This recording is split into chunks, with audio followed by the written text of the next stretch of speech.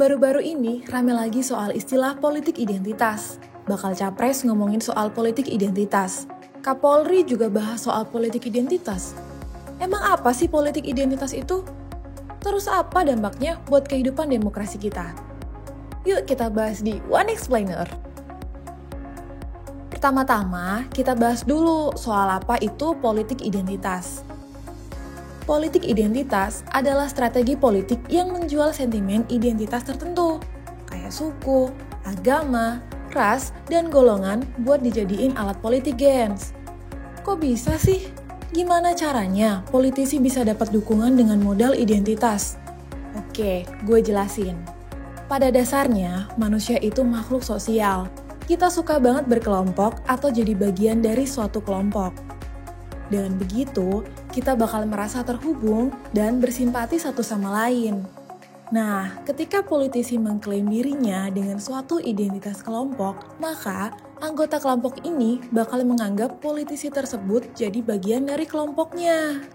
Jadi, masuk akal kan kalau para politisi nyari dukungan dengan mengasosiasikan diri sama identitas tertentu. Tujuannya apa? Of course, biar para anggota kelompok mendukung si politisi dalam urusan pilih-memilih atau persoalan politik yang lain. Sebenarnya, politik identitas ini udah nggak asing lagi, gens. Kayak yang terjadi di pemilu 2014. Julukan cebong dan kampret pasti udah nggak asing lagi di telinga kalian kan? Politik identitas ini makin kuat efeknya waktu Pilkada DKI Jakarta tahun 2017.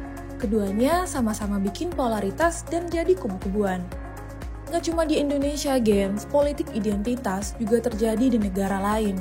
Di Amerika, politik identitas makin kesini makin kompleks aja loh. Amerika Serikat sendiri termasuk negara dengan banyak kelompok masyarakat yang mengkategorikan diri dalam identitas tertentu. Kelompok masyarakat berdasarkan ras, gender, agama, dan masih banyak lagi. Setiap kelompok berjuang buat mempertahankan eksistensi identitas kelompoknya. Jadi udah jelas kan, gens, kalau strategi politik ini bisa bikin orang jadi terpecah-pecah. Bukan cuma buat beberapa pihak aja, tapi seluruh masyarakat di Indonesia. Kayak yang dijelasin sama Kang Ujang Komarudin, pengamat politik di Indonesia berikut ini.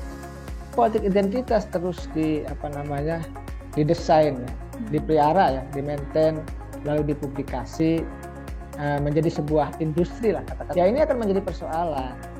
Bukan hanya kepada kelompok Gen Z, bukan juga hanya pada kelompok teman-teman milenial, tetapi bagi seluruh komponen bangsa. Ini yang ya akan saling curiga, akan saling berkonflik, akan saling menjelekkan satu sama lain, seolah-olah bukan sebagai sama-sama warga Indonesia, seolah-olah musuh.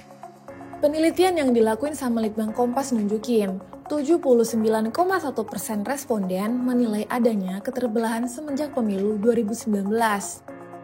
Dan menurut 36,3% responden menilai adanya perpecahan ini karena para influencer atau provokator yang memperkeruh suasana.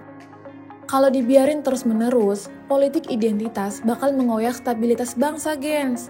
Padahal perbedaan yang ada sejatinya pernah menjadi kekuatan kita, bukan malah menjadi senjata buat diri sendiri. Senjata yang memecah belah demi kepentingan pihak tertentu. Terus gimana sih langkah yang bisa dilakuin supaya praktik politik identitas bisa diminimalisasi? Nih, ada penjabaran dari Kang Ujang Komarudin. Mereka sepakat untuk tidak menggunakan politik identitas dalam pertarungan kontestasi politik lah, kira-kira seperti itu. Yang kedua, membangun kesadaran kolektif di tengah-tengah masyarakat bahwa bahaya politik identitas itu tadi memecah belah bangsa, kesepakatan elit dengan rakyat, lalu kesadaran semua komponen bangsa termasuk masyarakat itu menjadi penting untuk bisa meminimalisir politik identitas. Dan ketiga, saya melihat ya kita semua harus cerdas, jangan sampai kita terbawa arus sama permainan politik identitas. Ya, kalau kita cerdas, kalau kita paham, kalau kita mendalami suatu persoalan, ya pasti kita tidak akan terjebak dan terbawa-bawa arah politik identitas. Dalam menyikapi politik identitas, kita mesti nerapin budaya kritis, gens. Karena tujuan dari politik identitas adalah memantik emosi kita. Nah, supaya tujuan ini gak berhasil, kita mesti kritis dan gak nelan mentah-mentah narasi yang beredar. Dan satu lagi, kita juga harus menilai politisi dari program dan rekam jejak mereka. Bukan cuma soal etnis dan agama aja. Pesta politik mungkin terjadi 5 tahun sekali, tapi jangan sampai rasa persatuan dan kebanggaan kita sama Indonesia runtuh gitu aja hanya karena pilihan politik yang berbeda. Sekian One Explainer kali ini, sampai jumpa di episode selanjutnya. See you, bye-bye!